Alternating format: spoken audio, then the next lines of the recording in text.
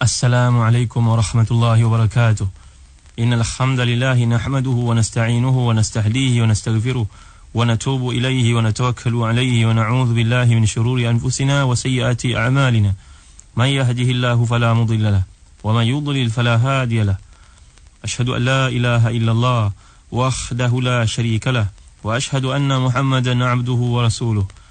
Ya ayyuhalladzina amanu taqullaha haqqa tuqatih ولا تموتن إلا وأنتم مسلمون يا أيها الناس اتقوا ربكم الذي خلقكم من نفس واحدة وخلق منها زوجها وبث منهما رجالا كثيرا ونساء واتقوا الله الذي تساءلون به والأرحام إن الله كان عليكم رقيبا اللهم صل وسلم وبارك على سيدنا محمد وعلى آل سيدنا محمد كما صليت وسلمت وباركت على سيدنا إبراهيم وعلى آل سيدنا إبراهيم في العالمين إنك حميد مجيد اللهم اهدنا لأحسن الأعمال وأحسن الأقوال فإنه لا يهدينا إليهما سواك وقنا اللهم سيئ الأعمال وسيئ النوايا فإنه لا يقينا منهما سواك رب اشرح لي صدري ويسر لي أمري واحلل عقدة من لساني يفقهوا قولي سبحانك لا علم لنا إلا ما علمتنا إنك أنت العليم الحكيم ولا حول ولا قوة إلا بالله العلي العظيم.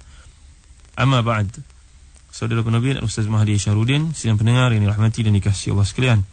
Kita masih lagi membincangkan ayat ke-22 dan 23 dan kaitannya dengan kesilapan di kalangan pandangan-pandangan yang dikemukakan oleh para ulama mufassirin bila mereka mengambil dari Israiliyat tanpa tapisan. Dalam hadis yang sahih Nabi sallallahu alaihi wasallam telah bersabda, "Idza haddatsa laka banu Israil fala tusaddiqu wa la tukadzibu." Bila bercerita kepada kamu seorang Bani Israel, maka janganlah kamu mendustakannya dan janganlah kamu menerimanya bulat-bulat. Ada beberapa perkara yang perlu kita perhatikan bersama-sama, terutamanya dalam mentafsir ayat yang sedang kita bincangkan ini. Bila Allah Subhanahu wa taala berfirman, "A'udzu billahi minasyaitonir rajim, fadallahuma bighurur, falamma dhaqa asy-syajarata badat lahumā sawātuhumā wa tafiqā yakhsifāni 'alayhimā min waraqil jannah."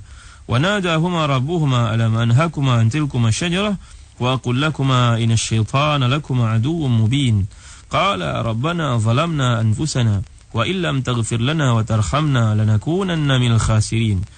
Syaitan memujuk keduanya untuk makan buah itu dengan tipu daya.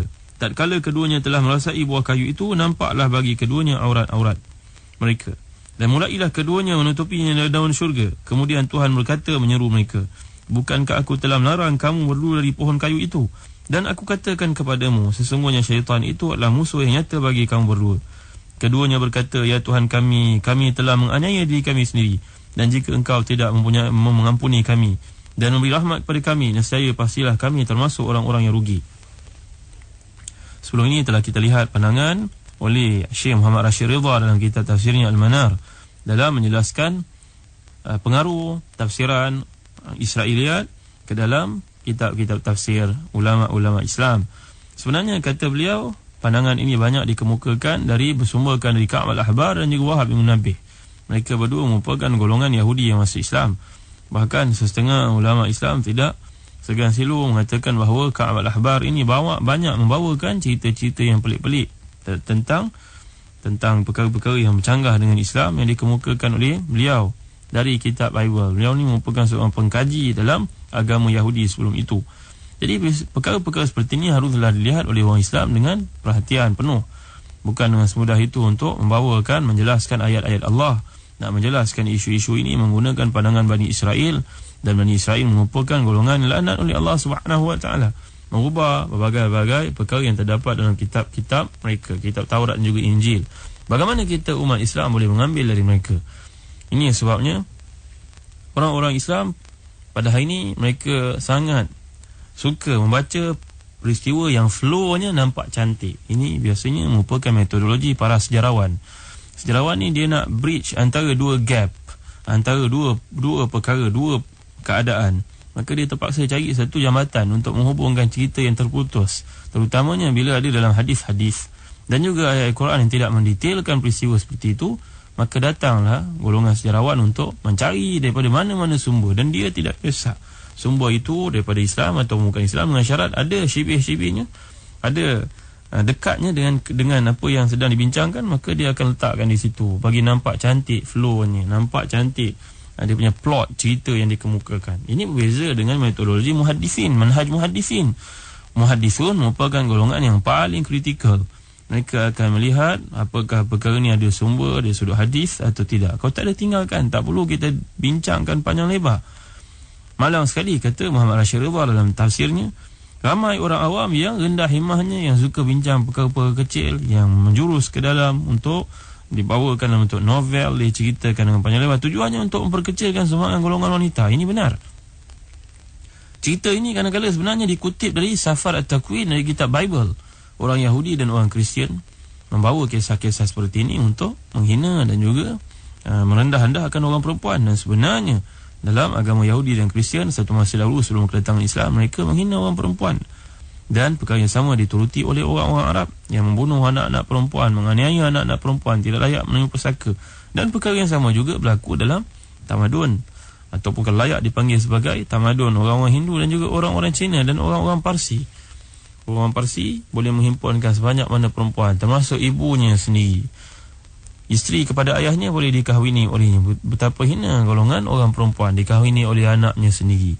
Ini perkara yang berlaku dalam mana-mana cara hidup yang tidak bersumberkan kepada wahyu Allah Subhanahu Wa Taala. Jadi peristiwa seperti ini akhirnya dilanjutkan pula, kata Muhammad Rashid Ridha. Lihat, dia diperdayakan oleh syaitan yang menyerupai ular, dan dengan tujuan itu Allah telah menghukum orang perempuan. Jadi orang perempuan ni bila diturun ke bumi, Allah Subhanahu Wa Taala berikan kepada dia kesakitan untuk mengandung dan untuk bersalin, kerana nak menanggung dosa silapnya ketika berada dalam syurga dahulu, memakan dari buah yang dilarang oleh Allah dan mempengaruhi suami untuk makan bersama. Ini kisah, ya Allah, kisah seperti ini. Kisah seperti ini sangat disukai oleh orang awam, orang jahil, supaya dapat bawa satu benda yang dianggap seronok, menyeronokkan dia, nak merendah-rendahkan orang perempuan punya sumbangan. Seterusnya, para suami, para pendengar yang budiman, yang dirahmati dan dikasihi Allah sekalian, ini saya buat satu komentar yang saya petik dari Rashid Ridha ini dan juga guru saya Syekh Dr. Nur Ali Samal Qudha.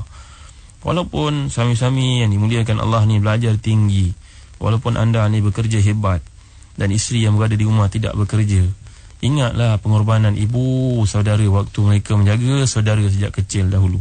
Kita ni hebat macam mana sekalipun dijaga oleh ibu kita. Jadi apakah kita tidak menghargai sumbangan isteri kita dekat rumah menjaga anak-anak kita? Ni tadhiyah mereka. Ada para suami yang pendapatannya tinggi, hebat, tapi tak pernah nak menghargai isteri dalam bentuk hadiah atau sebagainya. Kadang-kadang datang waktu apa yang kita panggil anniversary perkahwinan pun tidak beri apa-apa pun. Apalah orang Islam seperti ini. Sedangkan Nabi SAW menggalakkan kita untuk sentiasa menghadiahkan.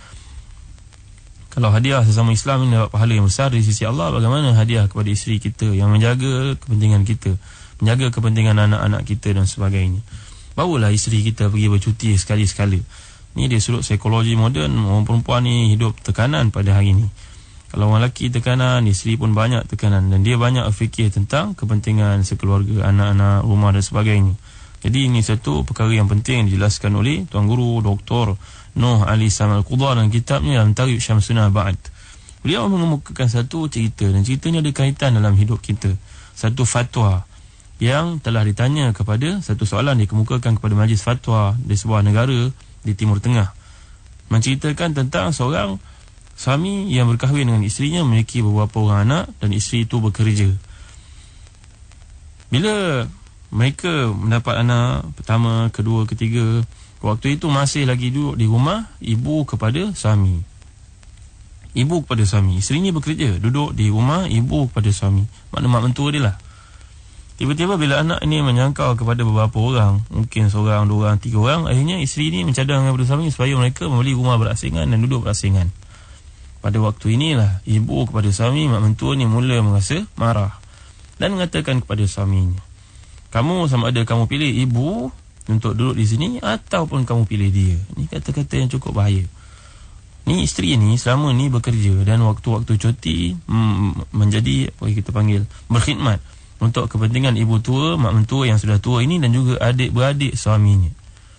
Jadi apakah kedudukan seorang suami yang diminta oleh ibunya untuk menceraikan isteri kerana isterinya enggan tinggal bersama dengan mereka selepas beberapa tahun duduk dan sudah memiliki ramai orang anak, beberapa orang anak. Ini cerita negara Arab biasa berlaku. Kadang orang Arab ni dia biasa bina syaqqah, bina rumah yang besar, dan di situ tinggal ayah, ibu, tinggal anak-anak, menantu, semua tinggal di situ. Mungkin dalam satu rumah, mungkin dalam rumah bersingan, tapi zahir soalan yang dikemukakan ini, mereka duduk di rumah yang sama. Jadi suami pun jadi serba salah. Malang sekali bila Majlis Fatwa negeri ini memfatwakan wajib atasmu untuk menceraikan isteri itu. La ilaha illallah Muhammadur Rasulullah. Hujah yang digunakan oleh mufti ini kata tuan guru saya Dr. Nuh Ali Saman Al-Qudah. Beliau merupakan seorang mufti negara Jordan pada hari ini. Dia mengatakan bagaimana dia boleh mengeluarkan fatwa sedemikian dengan alasan ada dua hadis, dan kedua-dua hadis ini adalah sahih. Hadis yang pertama menceritakan bahawa Fatimah bintu Rasul, Fatimah anak kepada Nabi SAW, Fatimah Zahra, berkhidmat untuk Sayyidina Ali. Dan Asma binti Abi Bakar juga berkhidmat untuk suaminya. Asma ini merupakan kakak kepada Aisyah, kakak ipar Nabi SAW. Dan hadis ini merupakan hadis yang sahih. Jadi seorang isteri wajib berkhidmat untuk suaminya. Ini hujah mufti tersebut. Yang kedua, dalam satu hadis Nabi SAW dilaporkan telah menyetujui fatwa Sayyidina Umar yang menyuruh anaknya supaya menceraikan isterinya. Satu hari Sayyidina Umar merasa ada satu yang tidak kena. Sayyidina Umar telah menyuruh anaknya untuk menceraikan isterinya itu, menantu Sayyidina Umar ni. Sayyidina Umar tak suka ni. Lalu perkara tersebut dikemukakan kepada Nabi. Nabi SAW telah mengatakan ikutlah arahan ayah kamu Umar, lalu diceraikan isterinya. Jadi dalam kedua-dua hadis ini menyokong pandangan yang dikemukakan mufti fulan ini. Mufti ini yang ditanyakan soalan tersebut. Sebenarnya kata Dr. Nuh Ali Saman Al-Qudah, dalam konteks ini tersilap ada beberapa perkara yang perlu diperbetulkan. Yang pertama sebenarnya di sudut kitab-kitab fiqh, jumhur ulama mengatakan bahawa sebenarnya isteri bukanlah menjadi khadam kepada suami. Isteri diberikan mahar kerana istimta', kerana dalam kes ini perkahwinan untuk suami berjima' dengannya, mengadakan persetubuhan yang halal dengannya. Dan sepanjang perkahwinan tersebut, suami wajib memberikan nafkah zahir. Nafkah zahir ni maknanya dari sudut penginapan, dari sudut pakaian, dari sudut makan, dari sudut keperluan asas. Ini maknanya nafkah zahir. Tetapi dari sudut khidmat kepada keluarga, tidak. Semua ulama, jumhur ulama fuqaha mengatakan tidak. Suami isteri ini tidak bertanggungjawab atau tidak diwajibkan untuk menjaga kepentingan suami, melibatkan ayah ibunya, adik-beradiknya. Dan bayangkan kalau beginilah keadaannya, susah hukum. Bagaimana seorang isteri maknanya kalau logik kata Nuh Ali Saman Al-Qudah, apakah kita bayar dia mahar? Kadang-kadang mahar itu ada sen-sen, setengah sen dan sebagainya, berapa ringgit sebagai contohnya. Mas kahwin mahar ini. Apakah dalam nilai seperti ini seorang suami dipertanggungjawabkan untuk menjaga ayah isterinya sepanjang umur? Maknanya begitu murah harga seorang perempuan. Lalu logik akal tidak menerimanya. Jadi dalam konteks ini, alangkah besarnya kesilapan dilakukan oleh pihak mufti tersebut, negara tersebut, untuk mengatakan bahawa ini isteri haram dia bila tidak taat kepada suami dalam perkara-perkara makruf, berpandukan kepada hadis yang mana Fatimah dan juga Asma berkhidmat untuk suami mereka. Ini khidmat dalam bentuk lain. Ini khidmat disebabkan tibun nafsi. Tibun nafsi ni maknanya ihsan, saja nak buat perkara yang lebih daripada apa yang ditetapkan dalam Islam. Isteri tidak diwajibkan untuk menjaga kepentingan suami keseluruhannya. Isteri tugasnya hanya untuk suami bersama-sama dalam konteks istimta' yang dijelaskan dalam kitab-kitab fiqh. Ini perkara pertama. Perkara yang kedua, memang taat kepada ibu kamu adalah satu fardu. Tetapi la ta'ata li makhluqin fi ma'siyatil khaliq, dalam hadis sahih riwayat Bukhari dan Muslim dan ashabus sunan. Taat kepada Allah adalah utama. Taat tidak boleh mentaati makhluk dalam perkara-perkara yang dosa. Bila ibu ini memaksa menantunya yang perempuan untuk duduk bersama-sama dengannya dan menyuruhnya untuk menyelenggarakan rumah untuk kepentingan peribadinya, ini namanya zalim. Bila zalim maknanya dosa besar. Bila dosa besar, maknanya dosa melibatkan Allah SWT. Jadi seorang suami sepatutnya hendaklah memaklumkan kepada ibunya sebaik-baik. Mengatakan kepada ibunya, ibu, saya sayang pada ibu, tapi kami dah pun anak pun dah bertambah besar dan kami perlu pada penginapan yang lebih selesa, dan mungkin duduk di sini anak-anak perempuan ini ataupun isteri saya sendiri pun tidak selesa. Kerana ada adik-beradik yang lelaki, ni sunat mahramnya disebut dalam hadis alhamu al-mautu. Dalam hadis sahih riwayat Bukhari dan Muslim, ini ipar duai adalah maut, kata Nabi SAW. Maknanya haram yang besar. Bayangkan kalau kita duduk di rumah flat, kita dengan isteri kita, kemudian ada adik perempuan isteri kita duduk bersama-sama. Ini tak boleh laku, tuan-tuan sekalian. Ini tuan-tuan yang dirahmati, dikasihi Allah sekalian.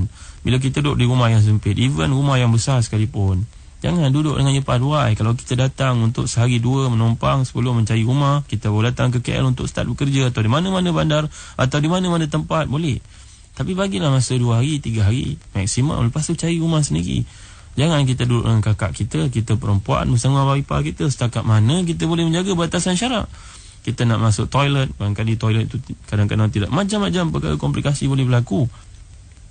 Jadi seorang suami wajib memaklumkan kepada isteri, kepada ibunya, mengatakan yang sebaiknya, ibu, saya sayang pada ibu, tapi kami dah pun membesar keluarga kami. Ini jelas Dr. Noor Ali Salman Al-Qudah dalam konteks bagaimana berlakunya penganiayaan kepada orang perempuan. Bila fatwa yang dikeluarkan, fatwa yang tidak bersumberkan kepada fiqh, ini hanya faham dari sudut hadis, tidak ada kefahaman yang lebih mendalam, maka masalah tidak timbul. Itu sebab dari sudut perbahasan ulama'nya, para ulama' fuqaha dipanggil sebagai atibba, doktor. Dan muhaddisun merupakan merupakan ahli farmasi. Ahli farmasi tak boleh prescribe ubat kepada awam. Boleh ahli farmasis ni, ahli farmasi, dia prescribe ubat pada orang awam, boleh ke? Itu pelanggaran disiplin ilmu. Kerana dari sudut hadisnya lain, dari sudut amalinya lain, memerlukan kepada perbincangan, dari sudut fiqh, mengambil kira berbagai-bagai perkara. Dan kalau kita lihat tulisan Profesor Dr. Mahmud Zudi menjelaskan bagaimana penetapan syarat ni pula dia mengambil kira berbagai-bagai perkara dari sudut masalah, dari sudut masalahnya, dari bagai-bagai sudut yang kalau kita lihat para ulama kemudian mengeluarkan hukum. Bukan semudah itu. Maka dalam konteks ini, seorang ibu hendaklah mengerti batasannya ada, yang mana Allah SWT gambarkan dalam ayat Al-Quran Al-Karim. Allah SWT mengajar kita untuk kita mengerti perkara seperti ini. Bagaimana dijelaskan kepada kita, walirijali alaihinna darajah. Allah SWT tetapkan bagi orang lelaki memang ada satu kelebihan atas orang perempuan, tetapi bagi orang perempuan juga ada hak-haknya yang perlu difahami oleh suami-suami. Tuan yang dirahmati dan dikasihi Allah sekalian, yang saya nak gambarkan di sini berlaku penganiayaan seperti ini kerana kita tidak mengerti dari sudut hukum penyelesaian seperti perkara tersebut ada dalam kitab-kitab fiqh. Jadi seterusnya, apakah hukum seorang suami yang menceraikan isterinya kerana ayah ibunya yang menyuruh untuk melakukan demikian? Memang ada hadis sahih, asar yang menjelaskan bahawa Sayyidina Umar telah menyuruh anaknya untuk menceraikan isteri.